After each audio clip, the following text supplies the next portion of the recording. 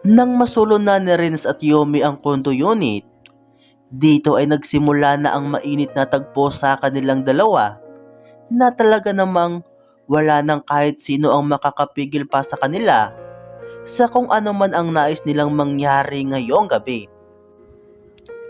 Talagang pinagpawisan at inulit-ulit talaga ni Renz na angkinin niya si Yomi.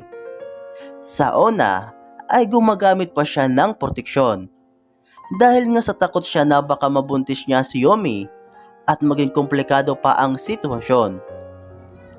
Pero dahil sa gusto niya rin na maranasan ang suwabing sarap na walang ibang nakaharang, ay tinanong niya muna si Yomi kung okay lang ba na kahit wala na. Subalit ay umuo lang ito dahil gusto rin niya.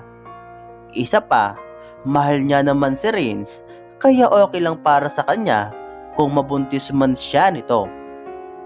Paulit-ulit na naganap ang isang masarap na sandali sa kanilang dalawa na parang hindi na nakakaramdam ng panghihina at pagkasawa si Renz. At syempre gayon din si Yomi. At sa huling pagkakataon ay sabay nila na Renz na abot ang hangganan. Pakiramdam ni Yomi ay nakarating sila ni Renz sa tunay na rurok ng kasarapan. Oh, damn! Hingal na hingal si Renz nang matapos na ito. Sumubsob ito sa liig niya. Renz! Humarap si Renz sa kanyang mukha upang salubungin ang kanyang mga mata. Kitang-kita niyang satisfied ito sa ginawa nila. Baby girl, mababaliw ako sa iyo. Muli siyang hinalikan ni Renz. Baby. Mukhang hihirit pa si Renz ng isa pang round, ngunit napatingin si Yomi sa digital alarm clock na nakapatong sa bedside table.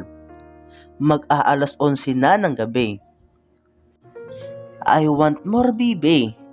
Ihi mo na lang mamaya lahat ng ipinasok ko. I want to do it again. Baby, uuwi na ako. Mag-alas 11 na pala. Baka mag-alala sa akin ang parents ko. Natigil si Renz sa paghalik sa liig niya. Mapungay pa ang mga mata nito nang tumingin ito sa kanya. Uuwi ka? Dito ka na matulog, baby. Malambing at masuyong sambit ni Renz habang hinahalik-halikan ng kanyang labi. Umiling siya. Hindi pwede, baby. Magtataka sila mama at papa. Napalabi si Renz. Napakagwapo talaga nito lalo na sa malapitan.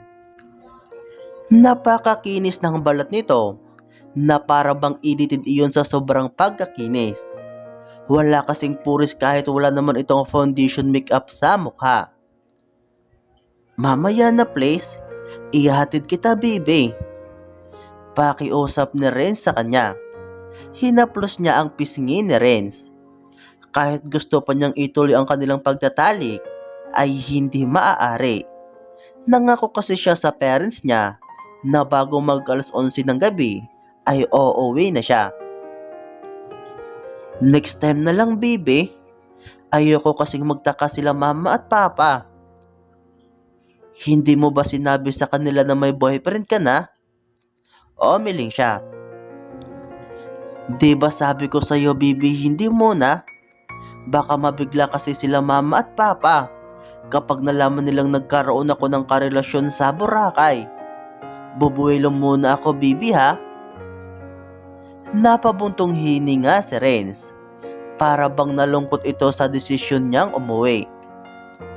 Okay, I understand. Just one more round para hindi ako masyadong bitin. Napakagatlabi pa ito dahil napangiti siya. Tumango siya habang matamis na nakangiti kay Renz. O sige, Renz, last na. Yes, ma'am. Sinakop agad ni Renz ang kanyang bibig ng mapusok na halik nito at nagsimula ng gumalaw para sa muling gagawin nila. Muli na naman niya ito iniwanan ng binhi sa loob. Palagi na daw nitong gagawin iyon dahil sarap na sarap itong gawin iyon sa kanya. Pagkatapos nilang magsulo sa isang masarap na sandali, ay inaya muna siya nitong kumain ng carbonara. Dahil nagutom rin siya at napagod sa pakikipagtalik kay Renz, ay pumayag rin siyang kumain muna sila. Ininit lang nito ang carbonara at iyon ang pinagsaluhan nilang dalawa. Kinikilig siya dahil todo pag-aasikaso si Renz sa kanya. Napansin niyang pangmayaman ng condo unit nito. Hindi basta-basta. Hindi na yata bumalik ang pinsan mo? Tanong niya habang kumakain sila ng carbonara. Hindi na, subukan lang nila. Nakangising sagot ni Renz.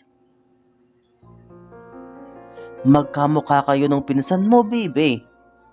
So may mangot ito. Malayo. Tika nga muna, bawal kang magwapuan sa ugok na yun na. At kahit kaninong lalaki maliban sa akin, tandaan mo si Loso ang boyfriend mo. Kinurot ni Renz ang isang pisngi niya habang pinaalalahanan siya nito. Napangiti na lang siya. Si Losa rin po ako, kaya ako lang sabi niya. Napalunok naman ito at hindi nagpahalata na para bang maitinatago ito sa kanya. Ngumiti lang ito at hinalikan ng kanyang pisngi. Kain ka pa, baby, para mas lalong lumusog ang mga ito. Pasimpleng pinisil na rin sang isang dibdib niya. Loko ka talaga. Bakit ka kasi nagsusuot ng ganyang damit? Naaakit na naman ako eh. Napapangiti ito ng pilyong ngiti habang nakatingin sa clay beads niya. Sinadya niya kasing magsuot ng revealing pink blouse na nag-i-emphasize ng kanyang malulusog na dibdib. Nais niyang akitin si Renz at effective nga iyon dahil nadiligan siya nito. Hindi ko naman kasi akalain na narito ang pinsan mo. Next time, baby, simpleng damit na lang Ayoko lang bastusin ka ng iba, katulad ng ginawa ng ugok kong pinsan kanina. You don't need to seduce me, dahil akit na ako sa'yo. Pinisil nitong muli ang isang dibdib niya.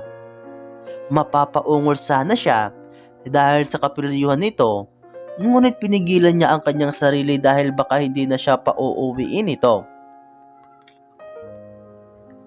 Ayaw mo ba talagang magpahatid sa akin? Nagtatampong tanong na rin sa kanya nang ihatid siya nito sa labi ng kondo nito. Nakasuot lang ito ng black hoodie jacket at simpleng short. Nakatsinilas lang rin ito ng pangbahay. Huwag na, baby. Magtataksi na lang ako. Baka makatunog pa sila mama at papa eh. Nakaakbay si Renz sa kanya hanggang sa makalabas sila ng building. Wala na gaanong tao sa paligid dahil malalim na ang gabi. Yumakap siya sa katawan nito at agad rin siyang niyakap ni Renz. Hinalikan pa nga nito ang tuktok ng kanyang ulo. Napaka-sweet talaga. Bye, baby. Text mo na lang ako kung kailan tayo ulit magkikita Araw-araw tayong magkikita, baby. Namimiss kita palagi. Sagot ni Renz na nagpangiti sa kanya. Hindi ako pwede bukas, baby. May family dinner kami. Napalabi si Renz na para bang nagtatampo agad sa kanya. Gusto kitang makita bukas. Gawa tayo ng paraan kahit after dinner nyo. O sige, baby. Mag-alibay na lang muna ako kila mama at papa. That's my baby girl. Niyakap siya nito ng mahigpit bago ito nakipaglaplapan sa kanya sa tapat mismo ng building ng kondo nito. Nahihiya man siya sa security guard na naroon at ilang tao sa loob ay hindi na niya ito inisip pa. Nakipaglaplapan siya ng buong puso kay Renz. Kung siya nga ang tatanungin, ay gusto niya pang manatili sa tabi nito. Ihatid na kita, baby, please.